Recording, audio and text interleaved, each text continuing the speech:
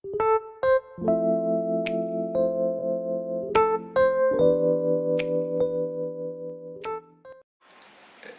Morning friends, నేను మీ అనిల్ ఓరుగల్లు మోడీకేర్ నుంచి. ఈ మన మోడీకేర్ ప్రయాణంలో వస్తున్న ప్రేక్షకుల స్పందన అంటే వ్యూవర్షిప్, మీ వల్ల వచ్చే స్పందన నన్ను మరింత ఉత్తేజానికి ఉత్సాహాన్ని ఇస్తుంది. సో దానివల్ల నేను మీ ముందుకు మరిన్ని ఉపయోగకరమైన వీడియోలు తీసుకురావడానికి నా వంతు ప్రయత్నం కొనసాగిస్తూనే ఉన్నాను. అందులో భాగంగా నిన్న మన వరంగల్లో జరిగినటువంటి మోడీకేర్ పరివర్తన మీటింగ్, దాని విశేషాలని మీతో పంచుకోవడం కోసం నేను ఒక వీడియోని అప్లోడ్ చేస్తున్నాను. ఇందులో ఏంటంటే ఈ నెట్వర్క్ మార్కెటింగ్ ఏంటి, మోడీకేర్ ఏంటి, దీని గురించి వి ప్రకాష్ గారు తెలంగాణ ఉద్యమంలో మొదటి నుంచి వెళ్ళి ఉన్నటువంటి ఒక వ్యక్తి, బహుముఖ ప్రజ్ఞాశాలి. ఆయన ఓన్లీ రాజకీయాలే కాదు, మిగతా అన్ని విషయాల మీద, అన్నిటి మీద సంపూర్ణ పరిజ్ఞానంతో మనకి ఏ డిబేట్లో కూర్చున్నా కూడా దానికి ఒక అందాన్ని తెచ్చేటువంటి వి ప్రకాష్ గారు మనకు నిన్న మీటింగ్లో ముఖ్య అతిథిగా విచ్చేశారు. వారు ఈ మోడీకేర్ గురించి, మనకి ఈ ప్రోడక్ట్స్ యొక్క గొప్పతనం గురించి ఎన్నో విషయాల్ని చాలా విపులంగా వివరించారు. సో దాన్ని మీతో పంచుకోవడానికి నేను ఇవాళ ఒక వీడియోని అప్లోడ్ చేస్తున్నాను. ఈ నెట్వర్క్ మార్కెటింగ్ అనేది నార్మల్గా నెట్వర్క్ అనగానే అందరూ కూడా చైన్ బిజినెస్ అని చెప్పేసి, దీంట్లో మనం జాయిన్ కావాలి, మనం నలుగురిని జాయిన్ చేయాలి అని చెప్పేసి చాలామంది ఒక అపోహలో ఉన్నారు. ఇది అలాంటి బిజినెస్ కాదండి. ఇది ఏంటంటే మన ఆరోగ్యాన్ని మనం కాపాడుకోవడానికి మనం ఒక షాప్ను మాత్రమే మారుస్తున్నాం. మనం రెగ్యులర్గా వెళ్ళే సూపర్ మార్కెట్కి వెళ్ళే బదులు మనం ఒక మోడీకేర్ ప్రోడక్ట్స్ వాడుతున్నాం. ఇవి ఎందుకు వాడాలి అంటే ఇవన్నీ chemical free, first of all biosafe products.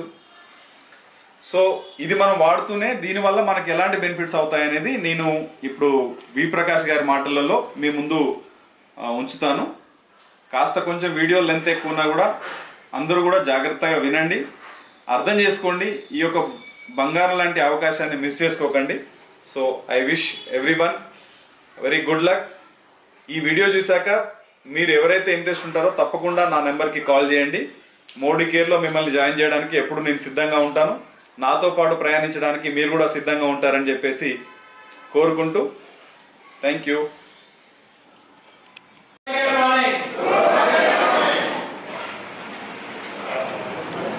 ఇప్పుడు ఈ 15 నిమిషాలు ఆఫ్లో నేను మాట్లాడతాను. తర్వాత ఎవరికి డౌట్స్ ఉండకూడదు. మళ్ళీ మీరు పోయి మీ డౌట్స్ అడగకూడదు. మీ డౌట్స్ అన్నీ క్లియర్. ఎందుకు మనం బిజినెస్ చేయాలి, వై మోడీకేర్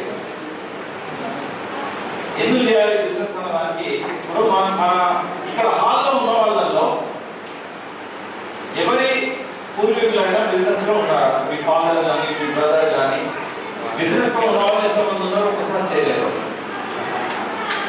ఫస్ట్ జనరేషన్ అంటే గ్రాండ్ ఫాదర్ కాదు, ఫాదర్ ఉన్న వాళ్ళు ఎంతమంది బిజినెస్ లో ఉన్నవాళ్ళు? 1 2 3 4 4 నలుగురే ఉన్నారు హాల్లో. మరి బిజినెస్ ఎందుకు పోతుంది ముందు చెప్పండి. మన తాత చేయలేదు, మన తండ్రి చేయలేదు. బిజినెస్ అనేసరికి ఏమి మనకు సంబంధం లేదు. మన బాడీలో జీన్స్ ఉంటాయి కదా, ఆ జీన్స్ యాక్సెప్ట్ చేయవు బిజినెస్ అంటే. ఎందుకంటే మన పూర్వీకులను ఎవరు బిజినెస్ చేయలేదు. వ్యవసాయం అంటే ఒప్పుకుంటారు, ఉద్యోగం అంటే ఒప్పుకుంటాయి. ఎందుకంటే చాలా మంది ఉద్యోగాలు చేశారు, ఉపాధి కోసం సెల్ఫ్ ఎంప్లాయ్మెంట్ చేశారు. ఏమో సో అందుకని బిజినెస్ అనగానే ఏదేదో మనకు అంటరాని పదం, మనకు పనికిరాంది. బిజినెస్ అనగానే ఏదేదో చిన్నది, ఇది మనకు అవసరం లేదు అనే ఒక అభిప్రాయం వస్తుంది. బిజినెస్ అంటే ఎక్కువ ఉంటుంది. బిజినెస్ అంటే బాగా బిజీ ఉండాలి కదా. ఎవరైనా బిజినెస్ చేసే వాళ్ళని మీరు చూశారు కదా, చాలా బిజీ ఉంటారు వాళ్ళు.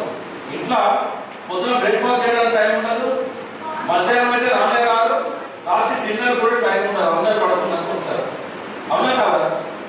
అందుకే బిజినెస్ అనగానే మన మైండ్ యాక్సెప్ట్ చేయదు.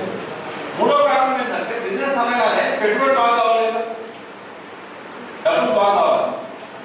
రెండోది రిస్క్ ఉంటుంది. ఎందుకంటే పెట్టుబడి పెడుతున్నాం కాబట్టి పెట్టుబడి పెడితే రిస్క్ ఉంటుంది. మళ్ళీ లాస్ అయితే ఎట్లా? మళ్ళీ కాంపిటీషన్లో మనం తట్టుకోగలుగుతామా? అయినా అంత నాలెడ్జ్ మనకు లేదు కదా. బిజినెస్ చేయాలని ఆ మెలుకువలు మనకు తెలియదు కదా. బిజినెస్ అంటే ట్రిక్స్ ఉండాలి.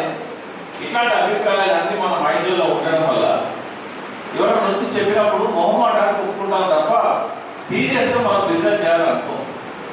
కొంతమంది ఏం చేస్తారంటే, సరే ఈమె చెప్తున్నది కదా, మధుమతి మేడం వచ్చింది చెప్తున్నది, రాజలక్ష్మి మేడం చెప్తున్నది, దివ్య మేడం చెప్తున్నది, ఒకసారి ప్రయత్నం చేద్దామని అనుకుంటారు. ప్రయత్నం చేద్దామనుకొని ఎక్కడిగా పోతారు వాళ్ళంటే డైరెక్టర్ దాకా పోతారు. పట్టుదలతో చేస్తారు ఈ సంగతి చూద్దామని. ఆ డైరెక్టర్ ఆయన చెక్ వస్తుంది కదా, బ్యాంకులో డబ్బులు వస్తాయి కదా వాళ్ళు, అది చూసాక వాళ్ళు నీరు కాకపోతారు. ఎందుకంటే ఒక 5,000 6,000 వస్తాయి డైరెక్టర్. స్టార్టింగ్ ఏమనుకుంటారంటే, మేడం చెప్పింది కదా ఇలా లక్షలు వస్తాయని, ఇలా కార్లు వస్తాయి, ఇవన్నీ చెప్పింది కదా, మనకు కూడా డైరెక్టర్ కాగానే బాగా డబ్బులు వస్తాయని ఆలోచన ఉంటుంది. ఇప్పుడు అన్న అడిగింది కదా ఎంత వస్తాను నీకు, తీర చూసే వాళ్ళకు మనకు 5,000 6,000 వచ్చే వాళ్ళకు ఆ డైరెక్టర్ కంటే ఒక అడుగు ముందుకు పోవాలంటే కూడా మనకు మనసు వస్తుంది. రెండో బలహీనత ఏంటంటే, ఒకరిద్దరు పని చేసుకుని రాగానే ఇక మనం వాళ్ళ మీద ఆధారపడడం మొదలు పెడతాం. వాళ్ళకి ట్రైనింగ్ ఇచ్చుడు కాదు, వాళ్ళ మీద ఆధారపడతాం. నువ్వు చేయి నువ్వు చేయి నువ్వు చేయి నువ్వు చేయి, నేనైతే చేయాలి అంటే ఇక నువ్వు చేస్తే కాదు, మీరు చేస్తే మనకు డబ్బులు వస్తాయి. ఇట్లాంటి అభిప్రాయాలు చాలా మందిలో ఉంటాయి.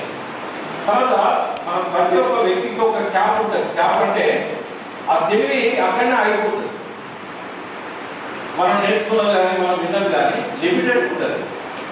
మనం దాన్ని అధిగమించి ఇంకా తెలివి పెంచుకునే ప్రయత్నం చేయకపోతే మనం తెలిసిన తెలివితో దాటాక పోగలుగుతాం. అభిమానుడు ఎట్లా పద్మవ్యూహంలో పోయాక తల్లికట్టులో ఉన్నప్పుడు విధానం సగమే విన్నాడు కాబట్టి సగం దూరం పోగలిగండి, చివరి దాకా పోలేదు. మనం మీకు చెప్పేటప్పుడు ఏదైతే చెప్తారో మీరు కొంతమంది చేంజ్ చేసుకొని ప్రోడక్ట్స్ వాడండి, వాడించండి, దాని ద్వారా మీకు డబ్బులు వస్తాయి. కొంతమంది ఇంట్రెస్ట్ ఉన్న వాళ్ళని మీరు బిజినెస్ లో తీసుకురండి అంటారు కదా, అక్కడ ఆగిపోతుంది మనకు తెలివి. కొంతమంది తీసుకుంటాం, కొంత ప్రోడక్ట్స్ వాడతాం, కొంతమంది వాడిస్తాం. వీటి వల్లనే బిజినెస్ ముందుకు పోతుంది. రెండోది ఏంటంటే సీరియస్నెస్ ఉండదు. మీరు ఏమన్నా అనుకోండి, నేను మాట చెప్తా, స్టేజ్ మీద వచ్చి డైరెక్టర్స్ అండ్ ఎవరి మొదలు వచ్చిన వాళ్ళు రెండోసారి వచ్చిన వాళ్ళ గురించి కావాలి. మొదలు వచ్చిన వల్ల ఒక 2-3 తప్ప ఎవరు సీరియస్నెస్ లేదు. మీరు ఒప్పుకొని తీరాలి. ఎందుకంటే మీ బిజినెస్ లాస్ట్ 3-4 మంత్స్ నుంచి ఒక్క అడుగు కూడా ముందుకు పోలేదు. ఎట్లా అయిపోగలుగుతున్నారండి? ఎవరు కూడా స్పెసిఫిక్ గోల్స్ లేవు. మీకు ధైర్యంగా చెప్పలేకపోతున్నారు, పలానా తేదీ వరకు నేను ఇంత తీసుకోవాలనుకుంటున్నా అని అలా చెప్పిన వాళ్ళు ముందు కూడా ఉన్నారు. వాళ్ళు మాత్రమే సీరియస్ ఉన్నారు, చెప్పడంలో మాత్రం సీరియస్ ఉన్నారు. చేయడంలో ఎట్టున్నారో మధుమతి మేడం తెలుసు నాకు తెలియదు. ఎందుకంటే ఆమె రెగ్యులర్ వీళ్ళందరినీ ఫాలో అవుతున్నారు. ఈ బిజినెస్ ముందుకు పోవాలంటే మనం ఫస్ట్ ఏంటంటే ఎందుకు ఈ బిజినెస్ చేయాలి మనం అనేది మనకు తెలియాలి. ఎందుకు చేస్తున్నాం ఈ బిజినెస్? డబ్బు కోసం చేస్తున్నాం. ఎవరైనా అంతే కదా. నాకు 2 లక్షలు నెలకు వచ్చినా కూడా ఏదో ఒక రోజు నా టర్మ్ అయిపోతుంది. ఎవ్రీ ఇయర్ రెన్యువల్ అయిపోతుంది. ఏదో ఒక రోజు ఆయన కోపం వచ్చినా నాకు కోపం వచ్చినా టర్మ్ ఆగిపోతుంది. అయిపోయిన తర్వాత నాకు సాలరీ రాదు కదా. నేను మళ్ళీ అప్పుడు ఏం బిజినెస్ చేయాలి? ఏదో ఒక బిజినెస్ అయితే నాకు ఉండాలి కదా. రెగ్యులర్ ఇన్కమ్ కావాలి కదా. నెలకు 2 లక్షలు ఖర్చు పెట్టడానికి అలవాటు పడ్డాను నేను. ఎందుకంటే లాస్ట్ 6 ఇయర్స్ నుంచి నాకు నెలకు 2 లక్షలు వస్తున్నాయి. నెల తిరిగేసరికి 2 లక్షలు అయిపోతున్నాయి. ఈ లైఫ్ ఇట్లా గడవాలంటే 2 లక్షలు 3 లక్షలు నెల రావాల్సిందే. కాబట్టి నేను ఎన్ని మాటలు చెప్పినా నాకు కూడా డబ్బు కావాలి. నేను దీపంలోనే ఎక్కువ పెట్టుకోవాలి కదా. ఇప్పుడైతే కొంత డబ్బు వస్తున్నది. ఈ టైంలోనే మనం బిజినెస్ పెంచుకున్నట్టయితే మన టర్న్ అయిపోయే వరకు మనకు కొంత డబ్బు వస్తుందని చెప్పి నేను ఒక ప్రయత్నం చేస్తున్నాను. ఈ హాల్లో నెలకు 2 లక్షలు సంపాదించే వాళ్ళు ఎంతమంది ఉన్నారు? బయట బిజినెస్ మీ వ్యాపారాలలో కానీ 1 2 ఇంకా 3 నెలకు 2 లక్షలు 4 ఒక 4-5 ఉన్నారు. ఇలా కాదు బయట. అంటే మిగతా వాళ్ళందరికీ నాకే అవసరం ఉన్నప్పుడు 2 లక్షలు సంపాదించడానికి ఈ బిజినెస్ అవసరం ఉంది. దివ్య మేడలకు 5 లక్షలు వస్తున్నాయి కాఫీ గార్డెన్ రెస్టారెంట్ ద్వారా. అయినా ఆమె కూడా బిజినెస్ అవసరం ఉంది. మరి మీకు ఎందుకు అవసరం ఉండదు? ఈ బిజినెస్ చేయకపోవడానికి 100 కారణాలు చెప్తారు ఏదో ఒకటి. కానీ ఒక కారణం మీ బిజినెస్ ఎందుకు చేయాలో మీరు తెలుసుకోవాలి ఫస్ట్. ఇలా డబ్బు వస్తుందా రావాలనేది ఒక అపనమ్మకం చాలా మందికి ఉంటుంది. ఇప్పుడు ఇంతకుముందు కొంతమంది రేట్లు వచ్చారు. ఎవరెవరు నెలకు ఎంత సంపాదిస్తున్నారో ప్రజెంటేషన్ ఇచ్చారు. ఇక్కడ స్క్రీన్ మీద చూపెట్టారు మేడం. సంతోష్ శెట్టి అంటేనే ఒక వెయిటర్, ఒక హోటల్లో కాఫీ టీ అని చెప్పి అందరి దగ్గర ఆర్డర్ తీసుకొని పోతారు కదా, మరి ఆయన నెలకి వాళ్ళు 20 లక్షలు సంపాదిస్తున్నారు. వీరు టైలర్ అని ఒక బట్టలు కుట్టే అతను, ఒక మేరాయనే ఆయన బతుకున్నాక చనిపోయింది ఇప్పుడు కోవిడ్తో. 5 లక్షలు 6 లక్షల రూపాయల చెక్ తీసుకున్నాడు ఆయన. ఒక మిషన్ కుట్టాడు ఆయన, బయట 5 లక్షలు సంపాదించడం సాధ్యమవుతుందా? ఒక హోటల్లో వెయిటర్కి 20 లక్షలు సంపాదించడం సాధ్యమవుతుందా? ఇంటింటికి తిరిగి పాలు అమ్ముకునే ఒక విజయలక్ష్మికి 10-12 లక్షలు సంపాదించడం సాధ్యమవుతుందా? మరి వాళ్ళు తీసుకుంటారు కదా. ఇప్పుడు వాళ్ళకు సాధ్యమైనప్పుడు మాకు ఎందుకు కాదు? మనం అప్పుడు సన్యాసమా? ఏ లోపం ఉన్నది మన లోపల? వాళ్ళకి ఎందుకు సాధ్యమైంది, మనకి ఎందుకు సాధ్యమైంది? ఇప్పుడు ఇక్కడే ఉన్నారు కదా, మధుమతి మేడం ఉన్నది, 1 లక్ష రూపాయల పైన ఆమె నెలలు ఇంకా. మరి వాళ్ళకి సాధ్యమైనప్పుడు మనకి ఎందుకు కాదు? వాళ్ళు ఏం చేసిందో తెలుసుకోవాలి. ఈ 1 లక్ష రూపాయలు రావడానికి మధుమతి మేడం ఏం చేసిందో తెలుసుకోవాలి. ఆమె చెప్పినప్పుడు జాగ్రత్తగా వినాలి. మనకు ఫస్ట్ ఒక 10,000 కావాలి. ఇక్కడ చాలా మంది 10,000 సంపాదించే వాళ్ళు ఉన్నారు. వాళ్ళకి ఎంత సాధ్యమైందో వాళ్ళు చెప్పినప్పుడు వినాలి. మిమ్మల్ని మోటివేట్ చేసే ప్రతి ఒక్కరికి కూడా ఇన్కమ్ వస్తున్నది. ఇన్కమ్ వస్తుంది కాబట్టి వాళ్ళు మీ దగ్గరికి వచ్చి మిమ్మల్ని మోటివేట్ చేస్తున్నారు. మరి వాళ్ళు చెప్పినప్పుడు వినాలి కదా. వాళ్ళు ఏం చేయమంటున్నారు మిమ్మల్ని? చాలా మంది డబ్బులు సంపాదించడానికి ఎంత కష్టపడతారో చెప్తారు. మన కలెక్టర్గా ఉన్నారు కదా, కలెక్టర్, జాయింట్ కలెక్టర్ ఉన్నారు కదా, వాళ్ళు ఎంత కష్టపడ్డారంటే వాళ్ళకి నెల 2 లక్షల కంటే ఎక్కువ రాదు. వాళ్ళకి నాకు వచ్చినంతే వస్తుంది వాళ్ళకు కూడా. వాళ్ళు ఎంత కష్టపడ్డారంటే 20 సంవత్సరాలు చదివారు. వాళ్ళ నుంచి ఐఏఎస్ దాకా 20-22 సంవత్సరాలు చదివారు.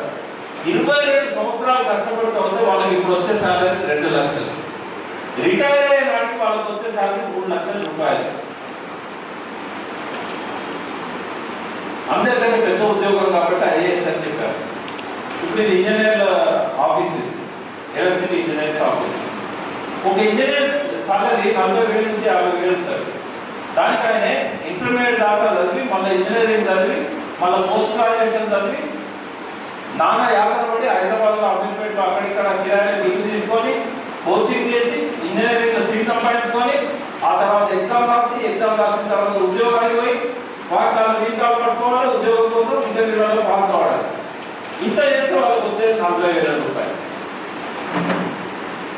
మరి ఇక్కడ వీళ్ళందరికీ ఇంతకుముందు మీరు చూస్తున్నంత మామూలు మనుషులు వాళ్ళు. వాళ్ళు ఎవరు కూడా పిహెచ్డీ చేసిన వాళ్ళు లేదు. ఒక సురేఖ బాబు తప్ప ఎవరు డాక్టరేట్ చేసిన వాళ్ళు లేదు. ఎవరు కూడా బాగా సంపన్న కుటుంబాలకు తెలిసిన వాళ్ళు కూడా లేదు. కోటీశ్వర కుటుంబాలకు తెలిసిన వాళ్ళు లేదు. ఇంకా డబ్బు సంపాదించాలంటే ఒక కులమో, లేకపోతే మతమో, లేకపోతే డబ్బున్న కుటుంబమో, లేకపోతే బాగా చదివిన కుటుంబమో ఉండాల్సిన అవసరం లేదు. ఇలా డబ్బు సంపాదించడానికి ఒకటే ఒక అర్హత ఏంటంటే పట్టుదల. ఆ పట్టుదల అనేది ఉంటే డబ్బులు అనేవి ఇలా ఆటోమేటిక్ వస్తాయి. పట్టుదలతో మీరు ఉంటే డబ్బు ఎట్లా వస్తుందో తెలుసుకోవడానికి వింటారు. ఏం చేస్తే డబ్బు సంపాదించవచ్చో తెలుసుకుంటారు. ఏం చేయాలో అన్ని చేయాలి. మనకు ఒకటి కావాలనుకున్నప్పుడు ఏం చేయాలో అన్ని చేయాలి.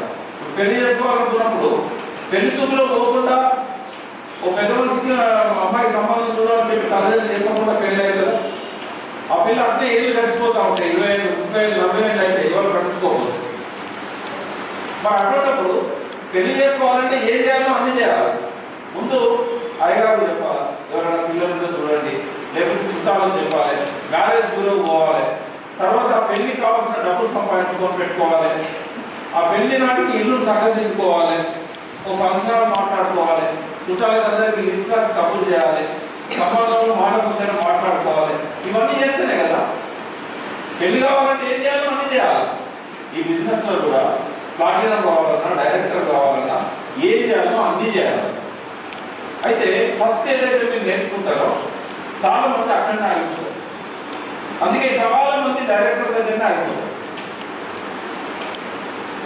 డైరెక్టర్ నుంచి సీనియర్ డైరెక్టర్ కావాలన్నా, సీనియర్ డైరెక్టర్ నుంచి ఎస్సీడీ కావాలి, ఎగ్జిక్యూటివ్ డైరెక్టర్ కావాలన్నా, అక్కడ నుంచి ఎస్సీడీ కావాలన్నా, అక్కడ నుంచి ప్లాటినం కావాలన్నా, అక్కడ నుంచి ప్రెసిడెన్షియల్ డైరెక్టర్ కావాలన్నా, అక్కడ నుంచి టౌన్ డైరెక్టర్ కావాలన్నా, ట్రాన్స్ఫర్మేషన్ అంటే మార్పు అనేది మన లోపల రావాలి. మార్పు రాకుండా మనం డైరెక్టర్ కంటే ఒక్కడు కూడా ముందుకు పోలేము. మహా అంటే ఎస్సీడీ దాకా పోగలుగుతాం. ఎస్సీడీ నుంచి పైకి పోవడం అనేది మన లోపల మార్పు రాకపోతే సాధ్యం కాదు. ఏ మార్పు రావాలి? ఏ మార్పు రావాలి మన లోపల? ఏ మార్పు రావాలి మన లోపల?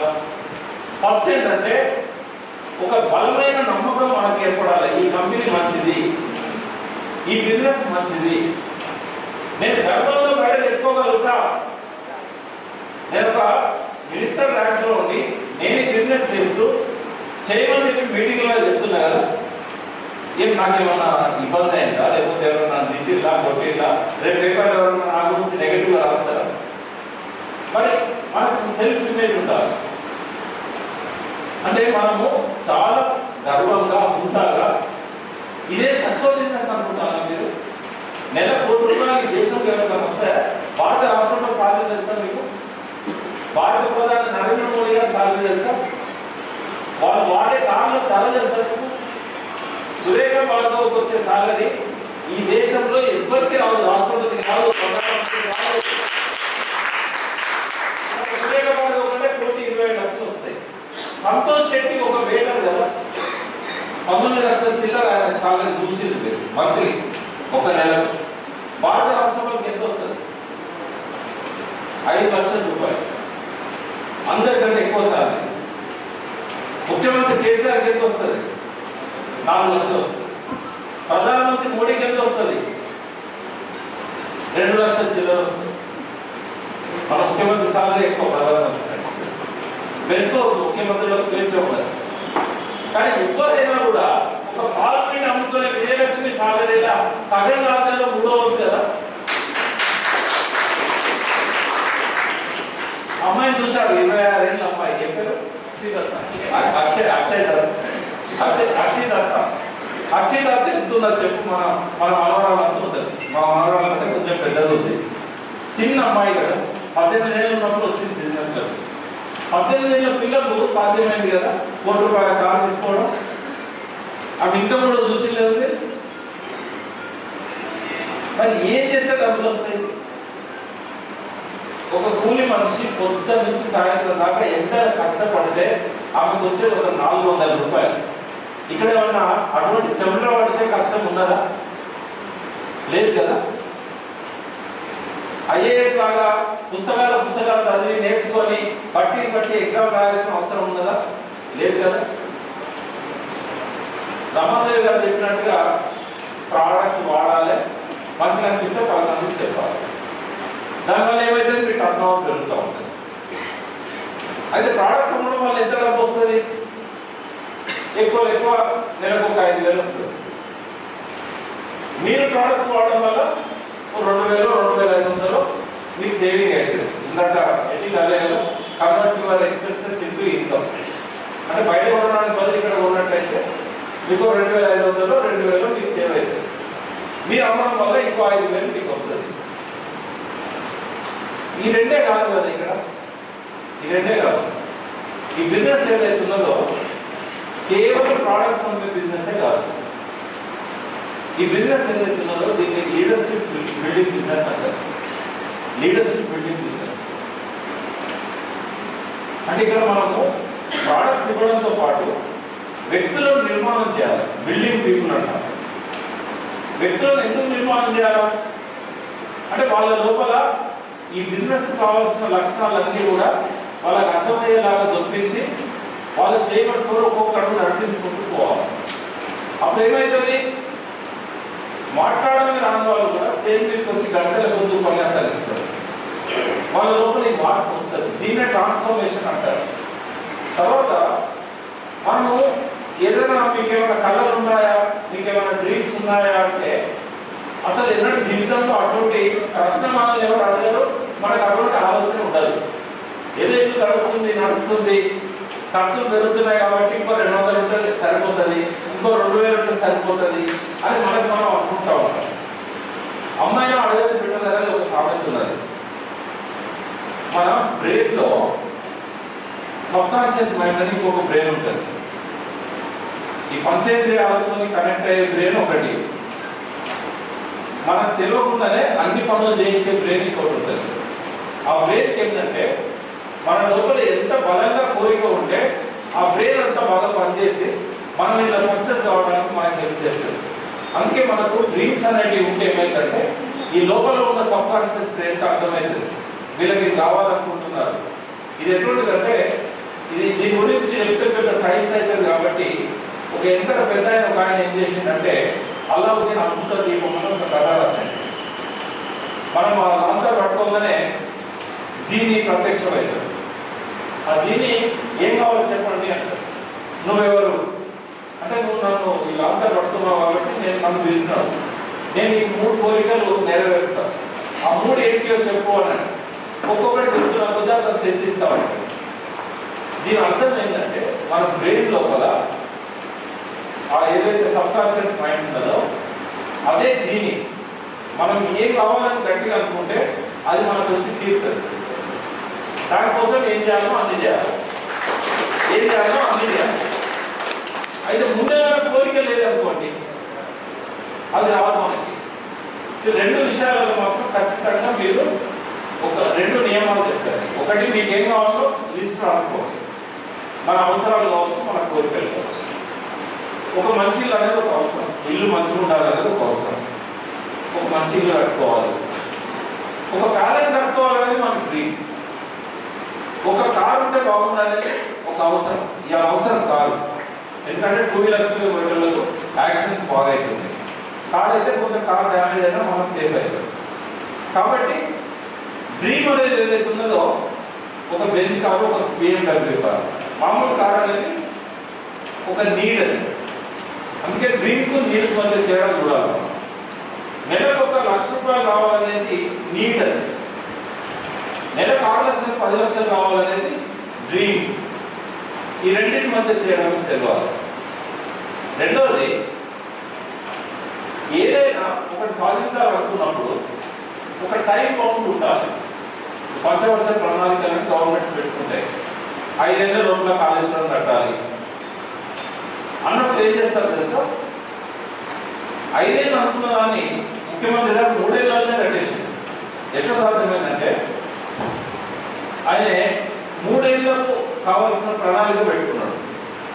3 ఏళ్లలో ఏ సంవత్సరం ఏం చేయాలి, ఏ నెలలో ఏం చేయాలి, ఏ రోజు ఏం చేయాలి అంటే డైలీ ప్లాన్ ఉంది, వీక్లీ ప్లాన్ ఉంది, మంత్లీ ప్లాన్ ఉంది, ఇయర్లీ ప్లాన్ ఉంది, 6 months ప్లాన్ కూడా ఉంది, 3 months ప్లాన్ కూడా ఉంది. ఇప్పుడు ఇక్కడ చాలా మంది ఒక 1 year వరకు నాతో సహా చాలా మంది ఏమనుకున్నామంటే 1 year వరకు మీరు ₹1,00,000 చెక్ తీసుకోవాలని అనుకుంటారు. ₹1,00,000 చెక్ ఆటోమేటిక్ వస్తుందా? 1 year వరకు మీకు కావాలని చెప్పి మీరు కోరుకోగానే ఆ జీని లాగా ప్రత్యక్షమై మీకు 1 lakh చెక్ ఇస్తారా? ఆ 1 lakh కోసం ఏం చేయాలి? మీరు 1 lakh కావాలంటే ప్రెసిడెన్షియల్ డైరెక్టర్ కావాలి. ప్రెసిడెన్షియల్ డైరెక్టర్ అయితేనే మీకు స్టేట్లో 1 lakh ఎక్కువ ఇన్కమ్ వస్తుంది. ఈ ప్రెసిడెన్షియల్ డైరెక్టర్ కావాలంటే ఏం కావాలి? 6 teams ఉండాలి, 6 టీంలు ఉండాలి. నేను 1 lakh ఎందుకు ఎగ్జాంపుల్ తీసుకున్నా అంటే అది మనందరూ అవసరం. ఒక 1 lakh వస్తే మనందరం కూడా హ్యాపీగా లైఫ్ లీడ్ చేస్తాం. ఇక బండి ఎక్కడ దాకా పోయినా కావు కదా. 1 lakh కావాలన్న వాళ్ళు 10 lakhs కూడా, ఎందుకంటే ఒక నమ్మకం బలంగా వస్తుంది మనకు. అదే ₹1,00,000 వచ్చాయి కదా, ఇక్కడ ఏం చేస్తూ వస్తాయి ₹1,00,000? ఈ భారతదేశంలో నెలకు ₹1,00,000 ఇన్కమ్ అనేది ఒక 10% పీపుల్ కూడా రావట్లేదు. 135 కోట్ల జనాభా ఉన్న ఈ దేశంలో ఒక 10% పీపుల్ కూడా నెలకు ₹1,00,000 రావట్లేదు. మరి మనం ఆ 10%లో వెళ్ళిపోయిన తర్వాత మన లైఫ్ స్టైల్ మారిపోతుంది. అప్పుడు చాలా మంది మనల్ని అడుగుతూ ఉంటారు, నువ్వు ఏం చేస్తున్నావు, ఇంత డబ్బు ఎక్కడి నుంచి వస్తుందని. అప్పుడు ఏం చేస్తారంటే ఇప్పటిదాకా మనం అంటే చిన్న చూపు చూసిన వాళ్ళు ఈ బిజినెస్ గురించి చెప్తే మనం చిన్న చూపు చూస్తారు కదా. ఈ వాళ్ళకి పేస్ట్ అమ్ముతారట, ఈ సబ్బులు అమ్ముతారట అని చెప్పి అంటారు కదా. వాళ్ళందరూ వచ్చి అప్పుడు నువ్వు చెప్పినప్పుడు నాకు అర్థం కాలేదు, మళ్ళీ ఇది ఎక్కడైనా జరుగుతుంది. మనం ఏ పని మొదలు పెట్టినా కూడా ఇట్లా అంటారు. మేము 96లో తెలంగాణ మూవ్మెంట్ స్టార్ట్ చేసినప్పుడు కూడా పిచ్చోళ్ళు మనం మంచి అడ్వకేట్ కోసం వదిలిపెట్టి గిల్ల పోతున్నాం అన్న వాళ్ళు 100 సంఖ్యలో ఉంటారు, ఒకరిద్దరు కాదు.